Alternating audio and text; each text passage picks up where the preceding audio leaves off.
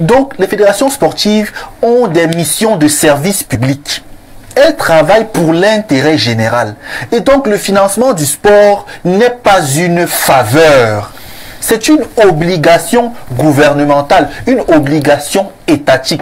Même dans les lois, c'est le 2018, on vous dit que le sport est financé par l'État, les collectivités territoriales décentralisées et les institutions privées. L'État finance le sport et financer, c'est donc mettre en place la formation des acteurs, le cadre des activités, les infrastructures et mettre à disposition les moyens. C'est ça qui rentre dans le financement du sport. Et l'État a l'obligation de financer le sport. Ce n'est pas une faveur. Donc les vampires, dans certains ministères parfois, qui préfèrent vampiriser cet argent au lieu de financer le sport, doivent savoir qu'ils doivent être poursuivis et mis en prison. Première chose. Deuxième chose, pas faire ici. Ces joueurs de l'équipe de handball n'ont pas eu les primes de la dernière CAN. Ah bon? Oui.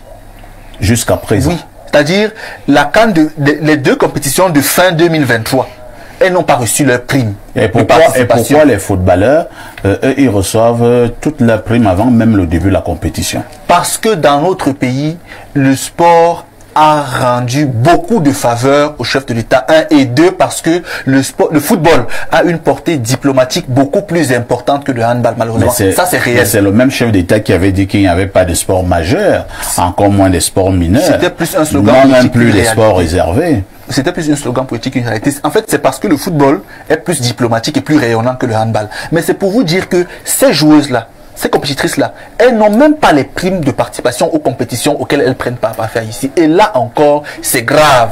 Et la fédération, parfois, n'a pas assez de moyens pour cela. Dans notre pays, le gouvernement a choisi lui-même de financer le sport. Il ne donne pas les moyens aux fédérations d'être suffisamment indépendantes. Donc, il finance ce sport correctement. Qu'il laisse la sorcellerie. Troisième point. Et nous allons passer la parole à Bernardo Basson pour la dénonciation de ce matin. Aujourd'hui, on dénonce une situation de honte.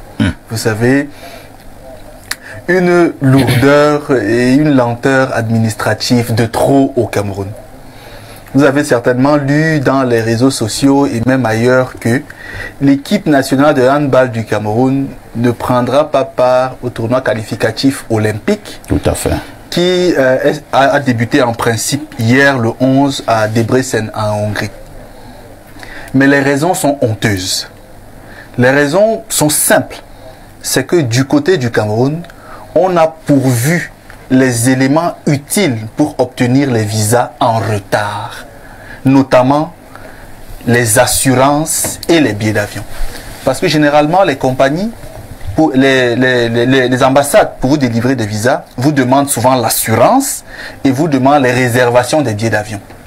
Donc notre délégation n'a pas mis à disposition ces éléments suffisamment à temps auprès de l'ambassade, ce qui a donc conduit à ce que les visas ne soient pas rapidement octroyés et dont le Cameroun a été remplacé par la Grande-Bretagne.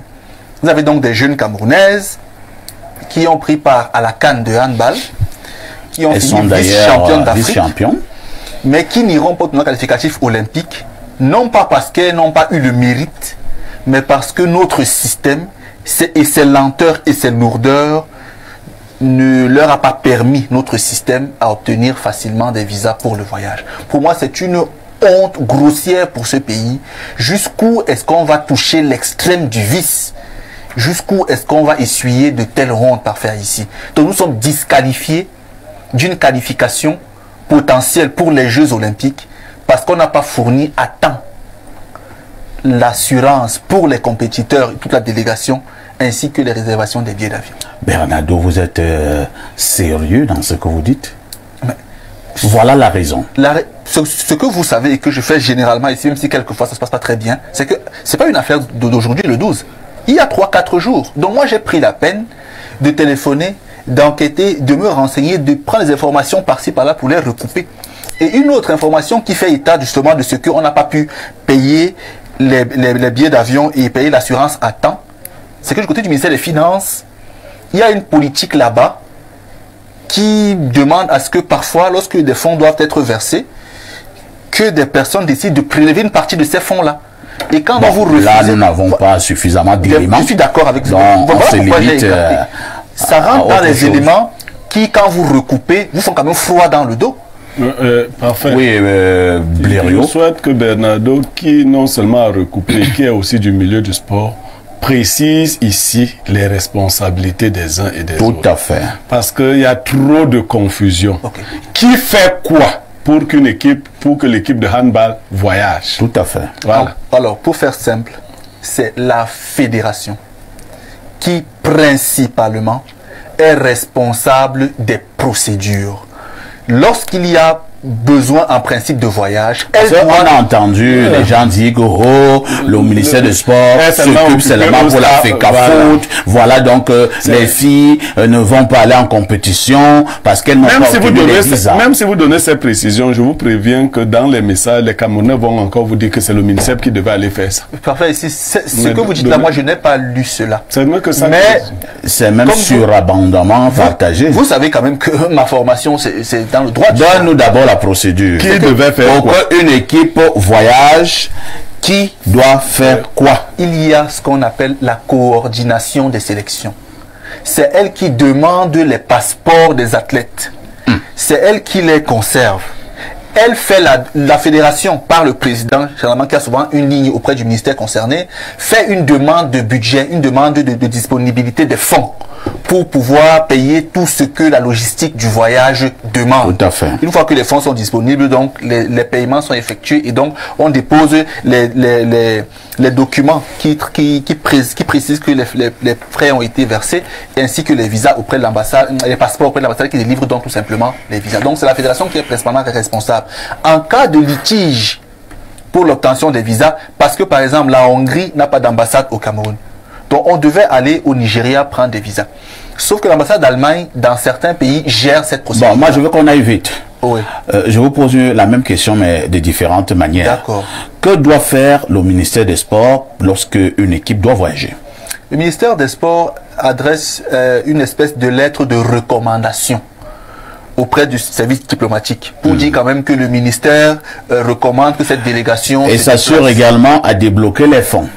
C'est au niveau des finances que les fonds se débloquent parfait ici. C'est-à-dire que le ministère des Sports envoie le budget au ministère des Finances. Qui débloque, voilà. valide le budget. Donc voilà le job du ministère. Oui. Le budget est débattu là-bas et puis on envoie le rapport au ministère. Donc si une équipe n'a pas reçu le visa, c'est pas le problème du ministère? Non, pas fondamentalement. Très bien. Non, pourquoi tu mets fondamentalement? Le français est difficile. Voilà, parce que quand tu mets fondamentalement là, c'est quoi? Fondamentalement vient faire quoi? À la vérité, non. Non. D'accord. On va donc passer aux commentaires. Hein. On passe donc la parole à Pierre Blériot. Pierre Blériot, je ne m'éloigne pas de la sanction, hein, parce que le mal lui a déjà été commis. Notre équipe n'ira pas à cette compétition, une compétition où elle avait une chance de qualification pour les Jeux Olympiques. Et Dieu seul sait, Pierre Blériot, que ces jeunes dames sont compétentes. D'ailleurs, elles sont vice-championnes d'Afrique. On n'est pas vice-championne d'Afrique en handball qui veut, parce qu'il y a des sélections très fortes en Afrique au niveau du handball. Et notre équipe nationale est vice-championne. Pour une banale raison comme celle-là, elle ne pourra pas continuer la compétition. Et ces joueuses qui sont à l'équipe nationale, voilà, même leur avenir est hypothéqué parce que les gens se sont amusés à aller déposer les documents en retard. Oui, parfait. Pour restituer toute la vérité, oui. Ce n'est pas la fédération de handball qui est véritablement la cause de ce retard. Qui est la cause? Le ministère des Finances.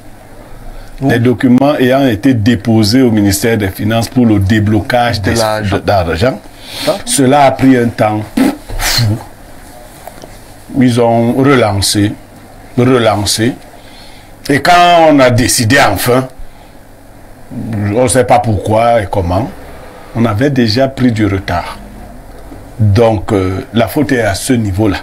Des collaborateurs du ministre des Finances n'ont pas libéré, entre guillemets, l'argent qu'il fallait attendre. Est-ce que lui, Paul Motazeux, qui est donc le ministre des Finances, est au courant de ce que ses collaborateurs viennent de commettre? S'il n'était pas au courant, il est donc déjà au courant. Non, il faut qu'il le sache.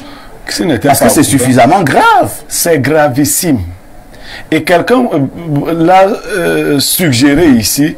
On a un certain nombre de fonctionnaires du ministère des Finances. Vous voyez quelqu'un qui gagne 75 000, qui est dans un chantier de 500 millions. Ces gars-là... C'est comme ça qu'ils ont la chance de... Bien sûr, ils freinent des 4 fers quand vous avez une facture. Quand vous avez un paiement, certains d'entre eux freinent des 4 fers. Ils refusent de faire les paiements. Donc, à partir de ce genre de comportement, il faut bien évidemment punir. C'est là que je fais le parallèle. Les fédérations doivent avoir une certaine autonomie de gestion. Pas faillite. C'est-à-dire que les fonds que l'État alloue aux fédérations doivent arriver suffisamment à temps. Ailleurs, quand on est professionnel, on n'attend pas d'avoir une compétition sous la main pour commencer à chercher l'argent. Parce que cet argent est budgétisé. C'est pas comme si on ne savait pas qu'on... Comme si on demandait de l'aumône. Voilà. Donc, et puis les dépenses, ces dépenses autres de l'État ont aussi des registres. Donc il faut vraiment, quand on dit qu'il faut sortir l'argent au Cameroun, vous voyez toujours les gens qui font comme si l'argent était leur argent.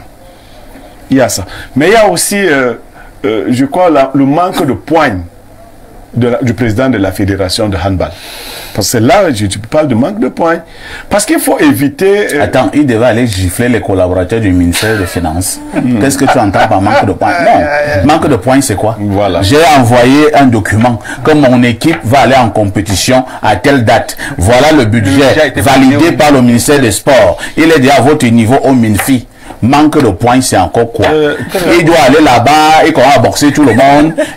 Très bien. Mais je ne veux pas mettre en difficulté ici, M. Parfait, ici, mais nous savons que si vous avez un dossier à débloquer, vous dites que bon, c'est Bernardo qui ira se présenter. Ce sera plus lourd que si vous dites que c'est Aïssi qui ira se présenter. Bon, maintenant, je veux que tu me dises si tu as compris ce que c'est que le manque de points. Ou bien tu n'as toujours pas compris. Évoluons. C'est comme ça.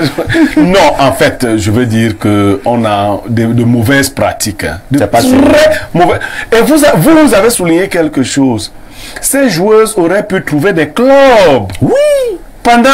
C'est pendant de telles compétitions mais attendez, ces enfants ont fourni un effort surhumain pour arriver à ce point. Vous venez tuer leurs espoirs. J'en appelle donc à la sévérité de l'autorité pour qu'on déniche toute personne qui a contribué à cette lenteur.